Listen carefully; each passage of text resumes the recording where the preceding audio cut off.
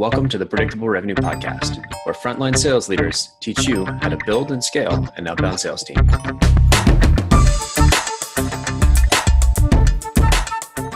Welcome back to the Predictable Revenue Podcast. I'm your host, Collin Stewart. Today, I'm joined by Alex Palomino. I'm very happy I said that last name right. I was kind of worried about that one. She's an SDR at UJET, and she's going to share her highest performing outbound sequence and a little bit of a strategy with us. Alex, welcome to the show. Hi, thank you for having me. Super excited. Thanks for coming on the show. We have a very, very mediocre show planned. Thanks. Really making me feel welcomed here. Yeah. I was joking with Alex before the show that, you watch late night TV shows and they always say, we got the greatest show, and they all can't be the best show. And I was on, Ali Mirza's podcast earlier today. Well, not your time, but my time earlier today.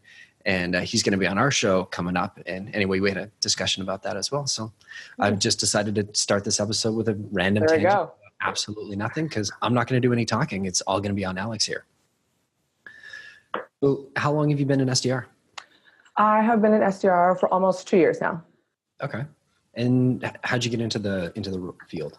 Yeah. So out of college, I actually got into marketing.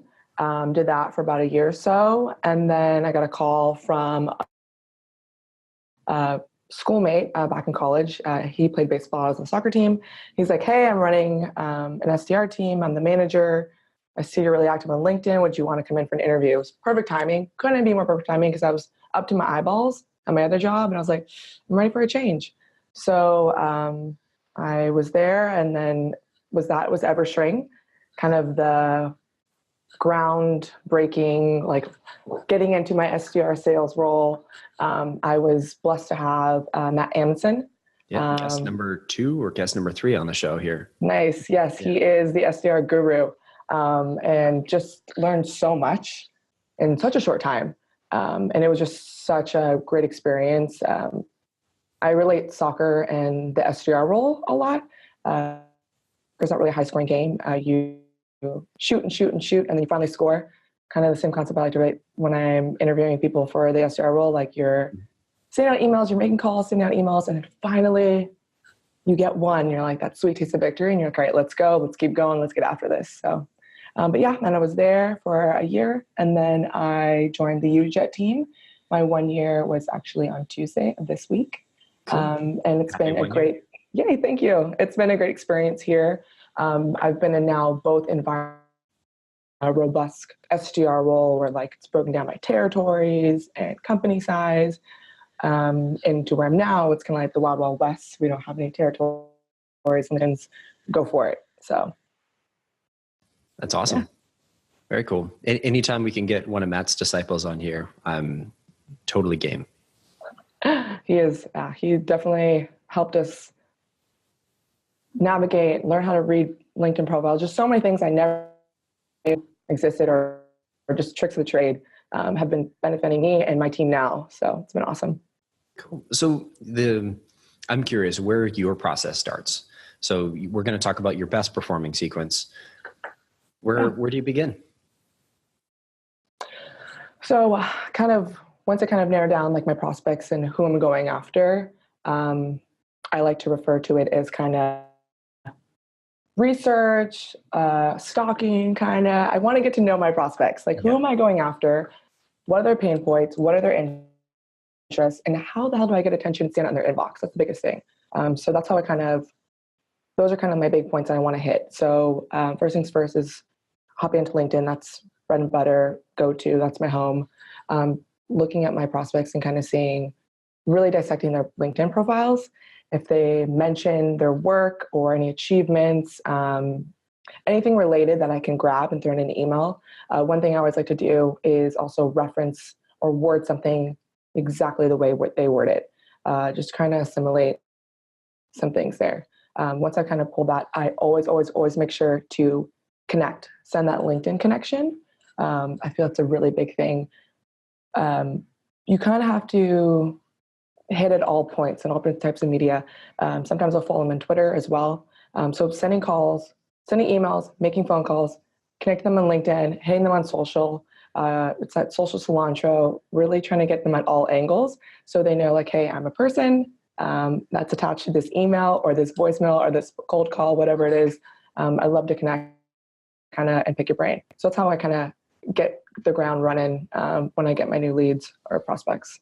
And so you're doing that with absolutely everybody that you're adding into a sequence. As soon as you, like, at what stage in the sequence do you start doing that?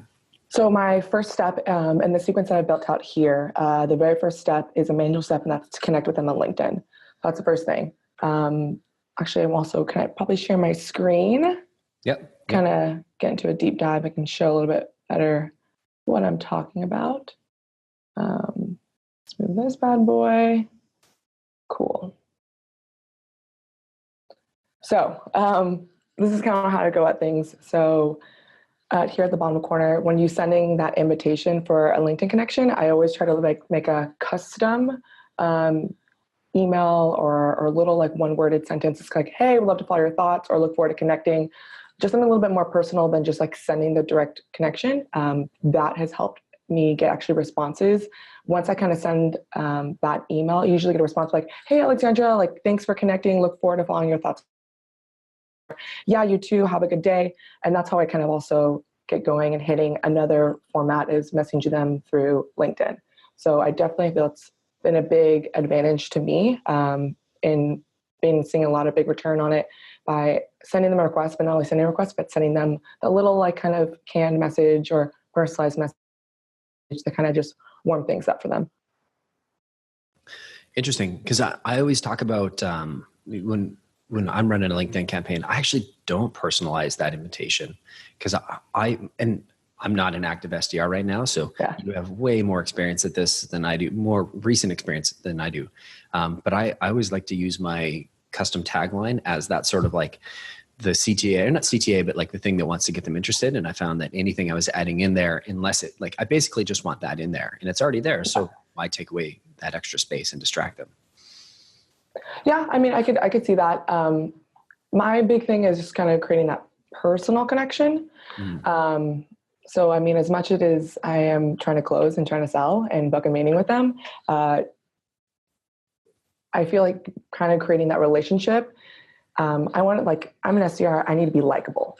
Like, that's a big thing. I was just having a conversation with my AEs as I'm trying to transition to that AE role. But right now my job is to book meetings and I need to be likable. And so that's one of my ways of being likable, being friendly, being personable, sending that kind of custom 1 or 2 sentences or copy and paste that I normally do into that LinkedIn invite.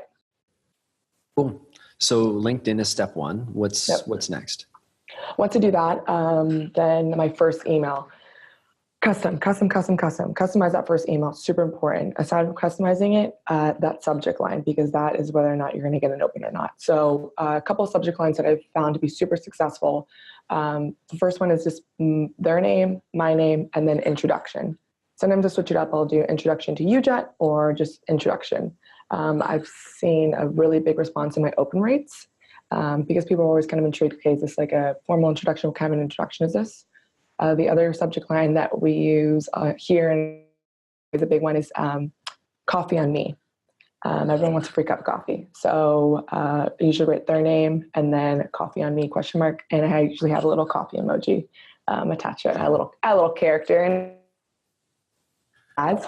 So Such those have been move, eh? Yeah, totally. It 100% is. And I feel though a lot of the times, and depending on what times you're sending your emails, I try to write emails. Sometimes I send in the morning, or sometimes I send my emails towards later in the afternoon. I know people are maybe out of the office, so they're looking at their emails on their phone. So something kind of similar like that. And I feel like an emoji kind of helps sometimes. So, but once I kind of get that going, that first sentence has to be custom. Big thing I like to do is just kind of bring up like, hey, I see you've been at blah, blah, blah for X amount of years. Congrats, seems like an exciting time. Curious to know how you're going to be handling X, Y, and Z. And then I kind of do my little pitch there. The first 2 sentences, I feel that really got to be relevant to them. Otherwise, they're not going to read the email. Another thing for that first email, it's got to be short. Like, it can't be super long. I feel you always need a link. That's super important. I feel to a link to your website or whatever page you're talking about, just your website. I feel it's super crucial. And also you're able to, some companies able to track whether or not their prospects are viewing the website. It's also good indicators as well. Gotcha. Okay. So you got a really strong, so you add them on LinkedIn, you have a really strong custom intro line that, and you said something interesting here. You want it to be really relevant. So what have you found that's been like, what are you looking for to make it relevant to that? Yeah. And so what pain points am I solving at my company and how is that relevant to them? So the people I'm going after, I know they're concerned about their call handle time, their customer satisfaction ranking, cost per minutes, anything that I can help solve. That's why I want to make sure I add that in 1 to 2 lines and put that in the front so they can kind of see, okay, this is something that has to deal with my day to day. And so you sort of write that custom based on the, where they're at, what their job title is. And 100% with their job title. Yeah. And then it sounds like you ask them a little question as well. Yeah. I usually like to say something along the lines, and I kind of switch it up. How are you going to be managing that as you guys head into 2019? That's kind of what my sentence has been right now. Or if I see that they had a super high uptime the year before, and I'm like, okay, congrats on that. Like, how are you going to even beat that number this coming year? So just kind of little indicators that I can pick out of their LinkedIn profile, or if I do a Crunchbase search or whatever it is, I can see like, I saw you're going to have a new surge of customers. You're probably going to have a lot of more inbound. Like, how are you going to be able to handle all that inbound coming in and or those leads, whatever it may be? That's great. I love those open-ended questions because it's not like you're not going to be able to elicit a yes or no, which just sort of kills the thread. Yeah. Okay. So you get your first intro line. What's next? Once I kind of do that, I ask that kind of open-ended question, and then I kind of throw in my pitch for UJET. My pitch right now is, and my emails at least, it's about a sentence and a half long, and I have a link in that. So it's kind of like, well, like we're backed by Google Ventures. We're a customer support cloud-based platform for contact centers. We help solve X, Y, and Z. I usually tie that back to that open-ended question. And then I'd love to kind of have a conversation with you considering our technology aligns with your day-to-day. And I normally hyperlink UJET to our website page. Gotcha. Okay. So the word UJET is hyperlinked to your homepage. I gotcha. Cool. Okay. What else in this first email? Yeah. Another thing that I think is super important. I don't like it always when people kind of say, look forward to hearing back, or just kind of a vague close. Like, I feel like you need to put like a timeline on it. So I normally say, what time next week are you available to speak? Or is next day in the morning best for you? I usually try to put a time frame on it. I've seen a lot more responses on that versus just saying, let me know when you're available. Because they're not going to let me know when they're available. So. There's no right way to answer that, but are you available, Tuesday afternoon? That's very easy. It's a yes or no. Yeah. That's great. The presentation you got here, we'll link it in the show notes if you happen to be listening only to this podcast. For me, it's an exercise in like concentration and not staring at this monkey talking on the cell phone. Or the guy with the upside down binoculars. You got these like gifs firing at me, and I'm like, "Focus, Collin, focus." I know. Sorry, it's a little bit of ADD moment there. Yeah, oh, big time. It's like I'm going to be exhausted after this because I'm just trying not to stare at the guy doing the exact same thing over and over and over again. I am curious. You've got pump up music on here, so obviously after the first email, then comes some dials. Yeah. So the last part of that first email is that signature line. Okay. I like to add my photo in my signature. Add your what, sorry? Add a photo of myself. Okay. In signature. I do that. I used to have it as the same one as my LinkedIn. I just changed it. I need to update my LinkedIn photo there. But I've had a lot of connections. People recognize my LinkedIn photo and then recognize my face at the bottom of my email. So that's been another thing I'm trying to like connect dots that way. Gotcha. Yeah. Okay. Super helpful. I know SalesLoft was big on that early days. Yeah. Yeah. Okay. So we've got great subject line that we're testing out. You've got that custom first line. You've got your value prop that you've personalized a little bit to that first line. So it's not just stock. It's sort of custom. You're signing off, with the CTA that's looking for a specific time. You've got your signature, and then you've got a picture of yourself that aligns with your LinkedIn. So if you're stalking them on all of these different social media applications, there's at least some consistency. Yeah. 100%. Awesome. Is that it? Yeah, that's for that first email, of course. Cool. So tell me what happens next.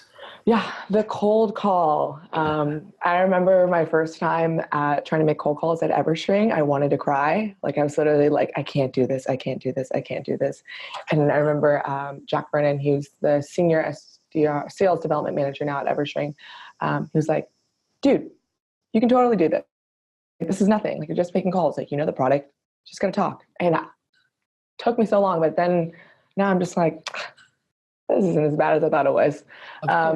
Yeah, 100%. And one thing that we used to do that I brought over to my team here at UJET is pump up music. And so kind of getting a jams playlist going while you're making your calls, whether it's before you're making calls or during your cold calling sessions or your call blitz, whatever you guys call it.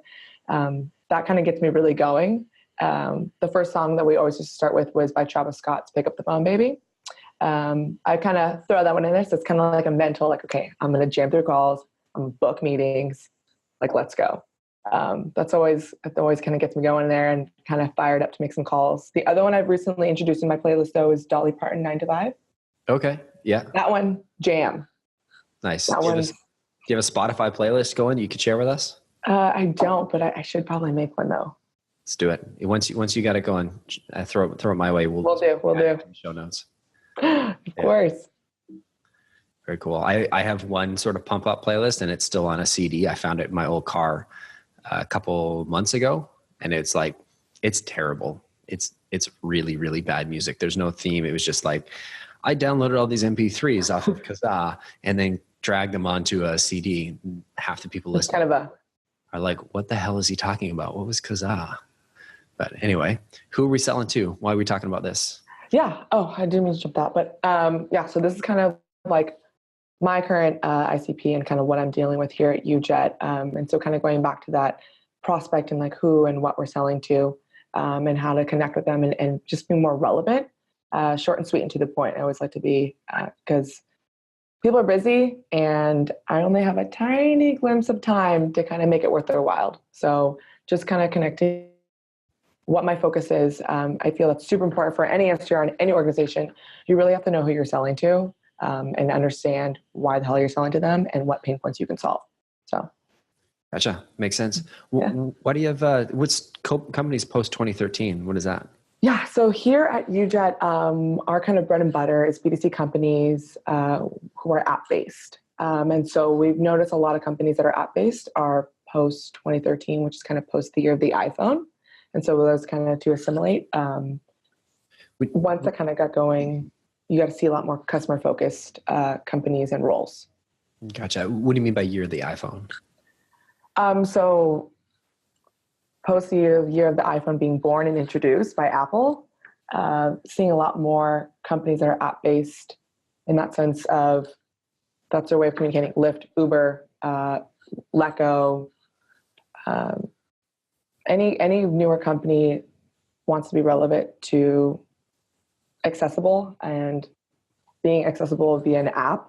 And that's where we can play a huge part of like, hey, yeah, you're accessible via the app, but is your customer support accessible through the app? And that's kind of where we kind of come in and help them out. Gotcha. Okay, cool. And so this is sort of who you're selling to. I'm curious, and maybe I should have asked you this a little bit earlier, but why should people on the podcast listen to you? Yeah. And that's just kind of, I'll introduce one.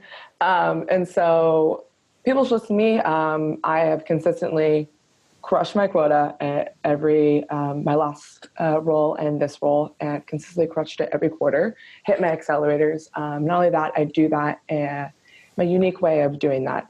So kind of on this slide right here is just my open rate. So I had the highest open rate on my team and consistently do. That's just because of I feel subject lines, super important.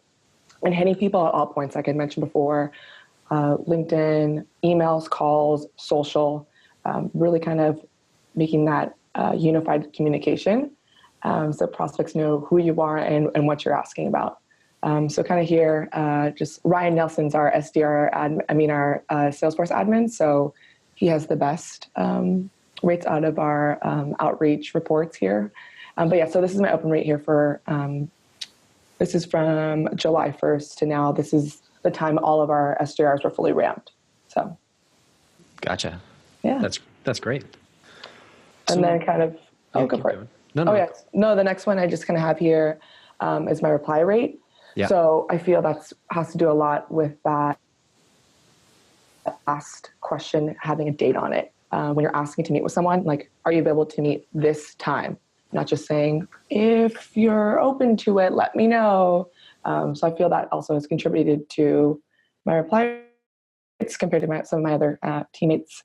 And then the last but not least, which I think is interesting and consistently, is I have the lowest activity on my team.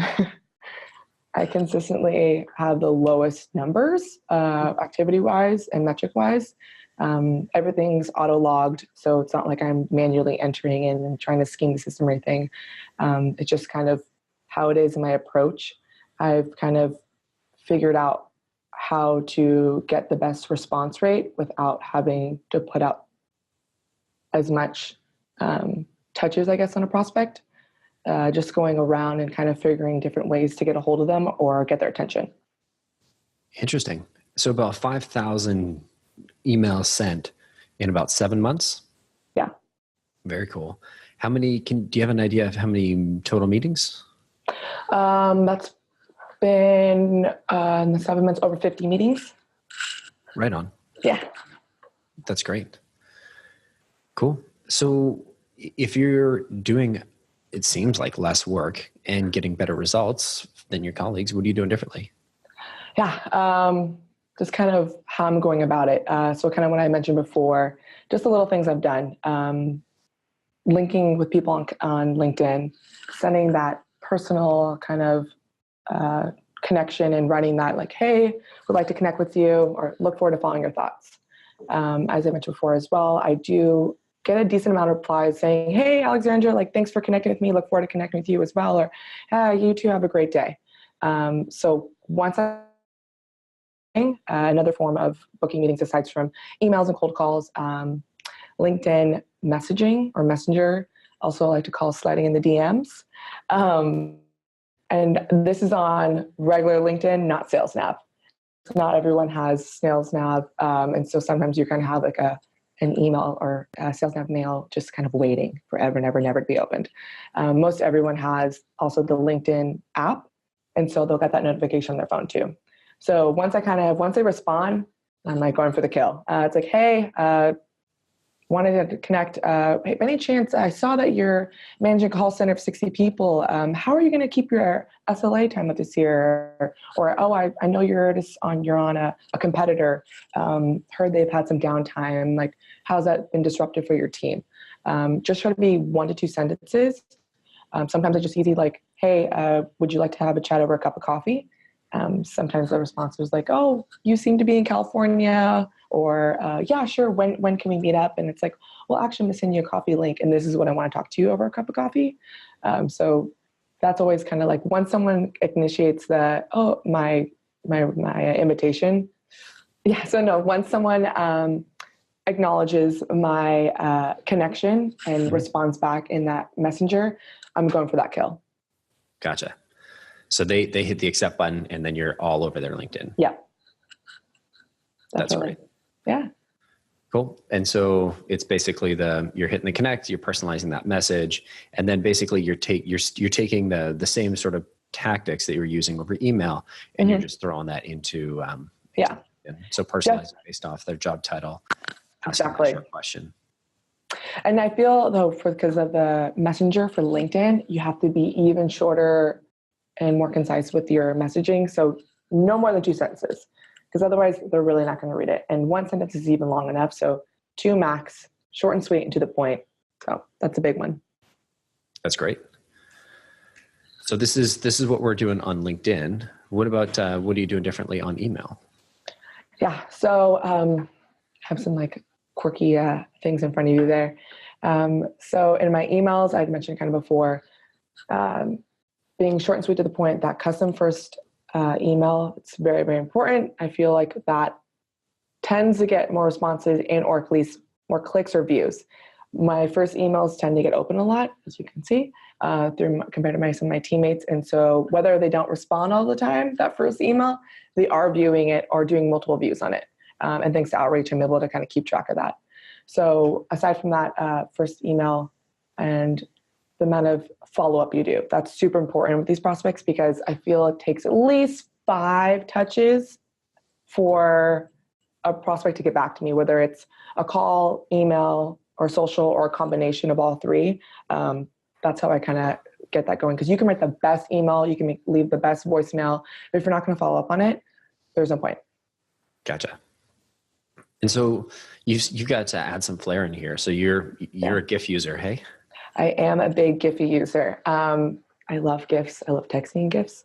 So this is kind of a judgment call, because not everyone appreciates the gift. And so that's where you kind of have to go over your prospects' LinkedIn, or kind of look at their social and see, is this person going to appreciate this? Or are they going to find this relevant to my email? Or are they just going to think this is spam? Or this is just some kid wasting their time? Mm-hmm. So I definitely have to make that judgment call and really kind of deep dive in my prospect. I normally don't send a Giphy in the first email unless I know it's a for sure win. The email I have in front of us, a prospect, I kind of researched also on social, kind of got a vibe of them. And I was like, all right, I'm going to go for it. Sent that first initial email, sent a follow-up, made a phone call, left a voicemail. And then my third email, they got back to me. And so it's not always that first time. Sometimes one and done. I had one yesterday, sent the first email out, didn't add a GIF, just short and sweet to the point, and got a meeting. I was made sure to be direct and, hey, can you meet next week? The response was, I can't meet next week, but I can meet on this day next month. Would like to schedule time then. I'm like, solid. So you really have to kind of deep dive your prospect to see whether or not it's going to work with them. A lot of it's also trial and error as well. Yeah. Lots and lots of testing. Yeah. Very cool. So before we move off here, so this is basically what you're showing, and I think what page are we at? If we're in the presentation, we're on page 7. If you're following along, if you've got this in front of you, just a Google Doc, a bunch of slides. But basically this is you sending an email with it. Well, I'm assuming a GIF. Yeah, it was a GIF. Yeah. And reference, even like going as far to reference Cardi B.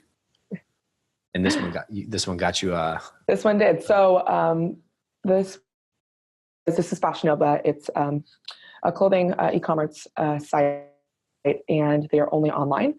They had recently just signed Cardi B to be, she was doing designing a line for them. So I was been seeing that all over social media that she was designing this new line, she's doing this new collab with them. And so it's like, okay, perfect, bread and butter. I kind of went on his social, saw from his Facebook what music interests he was into. And so I was okay, interested. She's now the face of this brand. Let's go for it. And so I even added one of her quotes because she references the company in her song. And so I was like, okay, can't be more perfect. And it did get me a meeting. So that was super good. That's great. Yeah.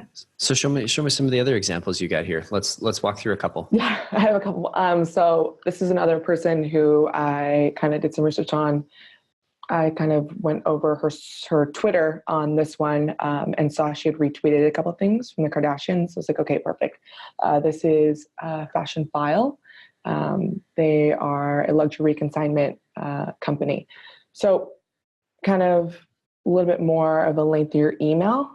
This was when I was just first kind of get started here at UJET, but still kind of relevant points to her and her uptime for her company. She did respond right after this email. The only thing, I got a response, but I didn't get a meeting this time around. I went back out a couple months later and did end up getting a meeting with a different person in that company. But I got the response. Unfortunately, didn't get a meeting then, but I eventually did get one later. Right on. And getting a quick response, even if it's a no, is better than... Oh my gosh. just slogging it out, because there's, I think I said earlier, you got a 20 or 30 step sequence. So yeah, it's pretty lengthy. Yeah. So just knowing that I should circle back in 2 or 3 months with somebody else is the best thing you can find out. 100%. And making sure you flag that, write that down, put that in a tab somewhere as well, because like I said before, follow-up is key. Perfect. Yeah. Okay. So we got, I think, one more example here. Yeah. Prospect has your name. So this one, some of my coworkers were like, okay, you're going a little too far now. So this guy I found on his LinkedIn, he was a part of some organizations, a couple of playwright organizations. Threw his name into Google search, saw that he was a lyricist and a playwright, ended up finding some of his work. So my first email, I threw it in and I was like, hey, kind of saw your stuff, would love to connect. Threw in that relevant line. Didn't respond to it. He viewed it 8 times, never responded. Sent my follow-up, didn't respond. I did 2 calls. I was double dialing him because I had a direct dial. So I was doing morning dial and then afternoon dial. And then the second day, that afternoon dial, he picked up and was like, hey, how's it going? This is Alex. I sent you that odd email. And he's like, yes, I definitely know who you are. And I was able to book a meeting. So you didn't even have to ask. He just said, yes, I want to book a meeting. No, he knew exactly what I was asking about, because I also was messaging him on LinkedIn because he accepted my LinkedIn request. Yeah. So I was getting straight to the point question in LinkedIn. And then in my voicemails, I kind of play around with some different things. We'll get into that, whether or not just saying, hey, it's Alex, give me a call, or like, hey, Alex, this is Alex from UJET, following up on the email I'd sent you, or even going to the depths of like, hey, this is the title of the email, just following up, like, look forward to hearing back, here's my number. Here's the title of my email. I haven't heard that one before. Yeah, sometimes I'll reference the title of the email to see if, and I've definitely noticed people, once I've left a voicemail, I'll get a notification, blah, blah, blah, has viewed your email. Interesting. And so you're just sort of using that as an impression to say, I'm not going to say anything here because I know you're not going to call me back, but check out my email. Yep. What's been the best success, your sort of best success rate on a voicemail script? I have to say just my best one has been just saying my name. And I'm like, hey, this is Alex. I do it in a really friendly tone, to the point where they can maybe mistaken me for a friend, especially if it's like a phone, it's like their personal phone. Sorry, my prospects, I'm calling their personal phone. That's on LinkedIn, my bad. But I'll just kind of like, hey, this is Alex. Give me a call back. My number, look forward to chatting with you. Or, hey, and then sometimes my other out right now, it's like, hey, it's Alex. This is my number. Call me back. It's Alex Palomino. So I add my last name towards the end, because then they'll kind of like, okay, wait, who's Alex Palomino? And I have a relatively unique last name, and it's in most of my emails. And so I'm hoping that will kind of bridge the gap. Interesting. I like that you're not sort of throwing that value prop, so it feels nice and casual. Yeah, super casual. And I've definitely gotten callbacks on like, hey, you gave me a call, and then I'm scrambling. Who is this calling me? That's always like the trying to get over that hump there. But that's been my biggest success, that voicemail in particular. Gotcha. And how does that convert fairly well? Because I feel like it might come across as like, oh, you tricked me into calling. Yeah, sometimes it does. Sometimes people aren't too happy. But it's just kind of how you quickly steer it. And so when I'm like, hey, yeah, you gave me a call. And I was like, yeah, sometimes this is where if I know the email more than once, I'll reference like, yeah, I was following up on that email I'd sent you, or we use gifting campaigns here. So if I'd sent like a little gift, a coffee card, cupcakes, whatever, like, yeah, I was following up. Did you ever receive my package? Trying to kind of steer it more like, hey, this is going to end up being a sales call. So sometimes though people do get pissed off and it's kind of like, so sorry, like, is there a number I can call you at, your work line? Are you more available mornings or nights? Sometimes they'll stay on and sometimes they'll just hang up. So, but just got to keep inches. Cool. And I do want to ask you about your gifting campaigns, but yeah, while we're sort of on the theme of sort of voicemails, let's talk about cold calling. Yeah. And so, like Travis Scott said, pick up the phone, baby. Yeah, definitely. You're kind of going back and forth. At one point, I was booking a lot of meetings on cold calls, and then like the next quarter, I wasn't having any luck, and I was having more success through my emails. So up a lot, just kind of depends. But pump up music. Let's get things fired up. Let's get going. Like it's that mindset of like, it's game time. I'm going to book a meeting. I'm going to have a great conversation. I always pull up their LinkedIn profile up right before I'm about to call, so I can kind of glance at it just for reference again. The other thing that's super important, which tends to happen, you're calling. No one's really answering. So you kind of start to doze off, and then someone answers and you're just like, fumbling. Suddenly you're like, awake. yeah, you're like, oh, hey, hi. And you're like, crap, who is this? Like you're like, pause. And so that's another thing I always make sure to do. Stay alert. I used to chew gum before, but it was just kind of hard to talk. So I stopped doing that. So I just trying to do little things just to kind of make sure I'm alert and knowing who I'm calling. I had a sales teacher in university that used to say, to like, just make yourself smile ahead of time. And I never really, they're like, oh, put a pen in your mouth. And I'm like, hey, it feels really goofy to me. And then I sort of switched it up. I was like, try and look in a mirror and like, and then just tell yourself, don't smile. And there's no fucking way that you can look in a mirror, like, don't smile. And your brain's just like, gotcha. Does it? That's another thing. I had a coworker, he's actually he's an account executive now at Everstring, Cody. He got me this like little mirror to put on my desk so I can kind of look at myself when I'm making a call. That's also been super helpful. I still have it on my desk, and that is definitely helpful. Kind of like smile, pay attention, like you're on the call. Okay, go. And you kind of turn your brain to call mode. Interesting. And so it's just, you got to sit next to the phone. You just sort of watch yourself just to keep yourself engaged. Yeah. I'll kind of like, before I make a call, it's kind of like, okay, smile, like that concept you were talking about. I'll have like a pen or something, just kind of fidgeting with, something just to always make sure that I'm kind of I'm up in atoms. I usually to sit up. Sometimes I'm having like a really confident lax day. I'll kind of be a little bit more laid back in my chair making my calls, but most of the time I'm usually like upright, speaking at a normal level, because I hate when I can definitely tell on a phone call when someone's like talking and like it's all muffled, and I'm like what's happening there? We should not be whispering to each other. Yeah. This is a work call. Are you exactly? Yeah. So should I be worried? Yeah, exactly.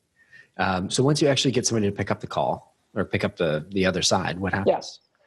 Yeah. So that like 30 seconds of kind of like, oh shit, moment there. Can I cuss? Sorry if I cussed. Yeah.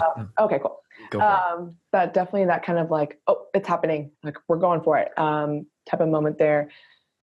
Sometimes I have a call script I've made here for the team, or I'll just kind of, which I normally do is I usually read my email as a script. This is a trick I learned also back at Everstring. You've been sending out relevant emails. They kind of maybe read it, maybe didn't. Why not reuse that? Especially if they did read it, it will kind of relate and hopefully reconnect some dots. So I tend to do that one. And I feel that my emails are pretty short and sweet, to the point and relevant. So why not be short and sweet and to the point and relevant on the call? Because you don't have much time, and most of the time they don't want to be on the phone with you. Very rarely I'll get someone who's kind of like, oh, you caught me at the perfect time. I'm on the train, or like I'm in the car, like go for it. I'm all yours. And I'm like, oh, great. No pressure now. Yeah. So I've had a couple of those in my day, and it's like all of a sudden you're on the phone for an hour and a half. You're like, what? I've definitely had that before, and I was like, wow, I'm really having a great conversation with this person. Also, I shouldn't be on the phone for an hour and a half. Like this is, I should have just booked that damn meeting. Like, I don't know, an hour and 20 that's the thing. Ago. Yes, definitely. That's always the thing. That's kind of like why should you get my time? Like, why do you deserve my time? And kind of hitting that pain point again. So making sure you connect that relevant dot between their day-to-day whatever they're focusing on, or their day-to-day issues, or something, you know, that's going on internally, and kind of, we can kind of fix that pain point. I normally, once I start to kind of get them going, or kind of in the sense of like, they start and like, yeah, I guess so. And they'll ask me one question. I'll let them ask me usually one question, but when they get to the second question of like a disposition, I can be like, you know what, like, you seem, this is the corniest line, but I like to say, I'm like, you seem to be picking up what I'm putting down. Like, I'd love to kind of get some time with you and my AE. He can probably answer these questions a lot better than I can. Are you more available in the morning or? And I quickly try to put that time there. Yeah. Interesting. Are you picking up? It sounds like you're picking up what I'm putting down. You're just putting words in their mouth. Right? They're like, yeah, I am picking up what you're putting down. 100%. And so, like, I mean, this SDR role is to book meetings. Like, you're building that pipeline for your sales team. And that just kind of should be like the big focus. I know, especially when I'm interviewing new SDRs, I'm like, oh yeah, I want to be in CS, or I want to be in AE. And yeah, same, me too. I definitely, and that was something I was just so focused on, but kind of like, you know what, just be patient. Like, I have a lot to learn. Like, I have a lot to learn. And so my job and my role right now is this. And so I'm going to do it, and I'm going to do a damn good job of it. I do want to get to, sorry, I think I've been coughing, so I keep muting myself. Oh. So I'm trying not to cough in everybody's No worries. But I really do want to follow up on the gift campaign, and we are going to, I've got a couple more questions about cold calling, but I think we're going to see those in the sort of surprise segment that I hinted at earlier. Yeah. So maybe I'll leave those. Talk to me about gifting real quick here. Yeah. So the gifting campaign, this is also something that was introduced in my last place. And we're currently using a company called Sendoso, kind of founded in 2017. And actually one of my former colleagues from Everstring, she's now the marketing specialist over there. Her name's Karina. Go Karina. But awesome tool. And integrates right into our outreach, and integrates into sales opt. And so essentially what it is, I hate to say the word bribe, but like leveraging a coffee card to get someone's time. And so people, I feel like, don't ever want to take a meeting. And so if I'm able to incentivize them into taking a meeting, they're more likely to agree to it. The easy thing that we do here is just sending a $5 coffee card. Whether this is like I normally don't do this in a first touch. I'll usually do it in a second touch. And usually after I've already had a view in my email, I'll shoot that out. Always kind of just sweetens the deal. Otherwise people will get flattered with it. Sometimes company policy, people can accept it, but like, it's a thought that counts. And yesterday too, I got a meeting. The guy was like, hey, I can't accept this. It's company policy, but like the thought that counts. Like, I'd love to schedule time. And I was like, yes, thank you, Sendoso. Aside from like just sending like a little coffee card, whether I send that in a LinkedIn Messenger or an email, or I reference in a cold call, they have capabilities like you can send pretty much anything under the sun. Mm-hmm. One person I knew, Matt Amundsen, big cupcake guy. So people used to send him cupcakes all the time. That's something we also used to send for people who are about to be our partners, sending them cupcakes. Just the little gifts do go a long way. We tried another service when I first got started here, and they was called Thank You Kindly. And they were a lot more personal. They would stalk and like figure out who you are and what you like. Sometimes they would send some odd things. Like they sent one of my prospects a horse scarf because they knew my prospect had horses. Wow. So that was weird.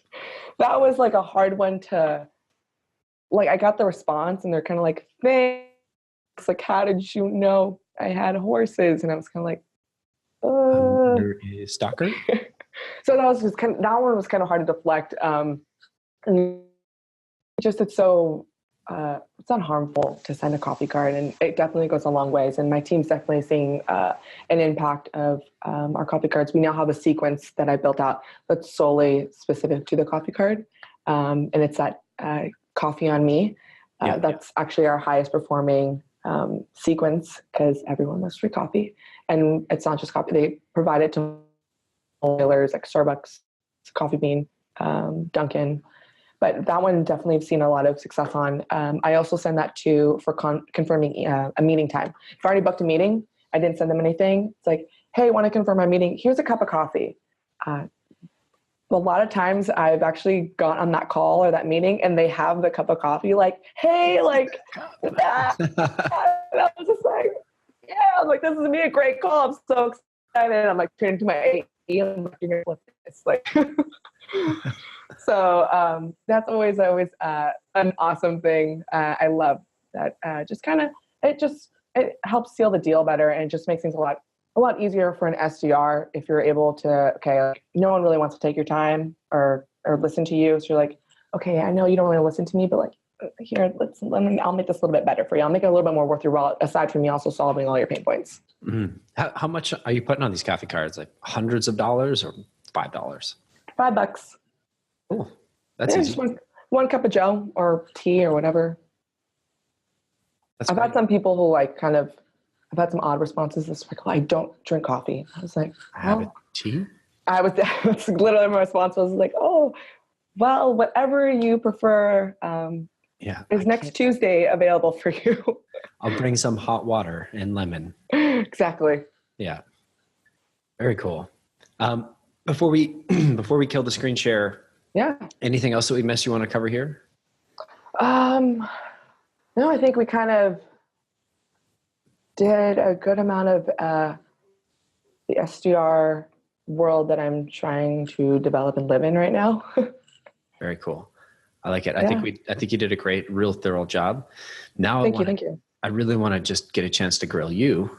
And kill the screen share or the slides for a sec.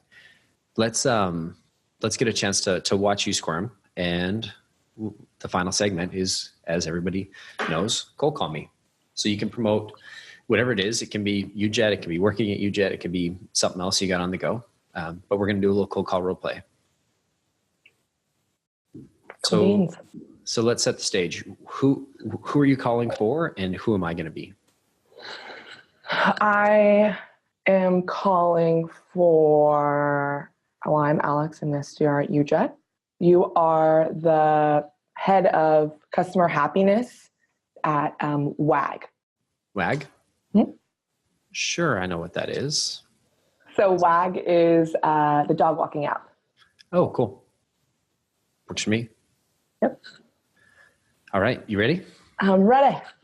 Ring, ring. Hey, this is Collin. Hi, Collin. How's it going? This is Alex. Good. Which Alex? Oh, Alex Palomino. Oh, sorry. Just following up. I sent over a coffee card, and I wanted to see if you had received it or not. I don't drink coffee. Oh, shoot. Okay, well, just wanted to double check on it. Well, in that email I had sent over as well, I saw that you are the head of customer happiness at WAG. Saw that you guys are a lot of popularity with the app. Would love to know how you guys are kind of managing your customer support via that app. Cut out for a half second there. So you said you want to see how we're managing our customer support through the app? Mm-hmm. Yeah, we have an internal tool that our engineers built, and everybody loves it. It's great. It's perfect. Oh, that sounds really good. I've noticed also, though, that you've had some downtimes. I was kind of like looking at some reviews, kind of exploring the page. Noticed you guys are leveraging a live chat internally. Would love to show you kind of and connect some dots where we're calling from. And I'm Alex. I'm an SDR here at UJET. Sorry, I didn't introduce myself right away. Customer support cloud platform. We integrate with your CRM, and we just make it a lot easier for your customer support team by instead of automating the manual data entry workflow that your agents normally do. We kind of just streamline that support. Something I know that you kind of already have internally managed, but I feel like kind of our technology really aligns with kind of your focus, given you guys have a great UX and really customer-centric focus. I thought it would be something you would be interested in saying. I was trying to find a way to work a dog pun in there, but I failed. That was great, Alex. Thanks. Thanks so much for coming on the show. If people have questions about your script or anything, want some advice from you, what's the best way for them to get in touch with? Probably my LinkedIn. Okay. And you're there under Alex the Pink Flamingo Palomino? How did you know? I can see the shirt. No, it is Alexandra Palomino, or my email also just be alex@ujet.co. Sounds great. Thanks so much for coming on the show. One last thing for everybody. Thank you so much for having me. You're welcome. Yeah. Thank you. Thank you. One last thing for everybody. We are having a bit of a competition. Want to get the podcast shared out there. So everybody that, the way you can get entered, we're giving away some signed books, not signed by me, signed by Aaron, the guy you actually want signed in your books. So we're giving away copies of Impossible to Inevitable. The best way to get a copy of those books and get entered in to the competition is send us a screenshot, podcast@Predictable Revenue, of yourself liking, subscribing, listening to our podcast on any of the channels, whether it's iTunes, YouTube, wherever you're listening to. Podcast@Predictable Revenue. We'll enter into the draw in February. We're going to start sending out some books. So hit us up there. Alex, thanks again. This was lots of fun. I love the fun we go. Thanks.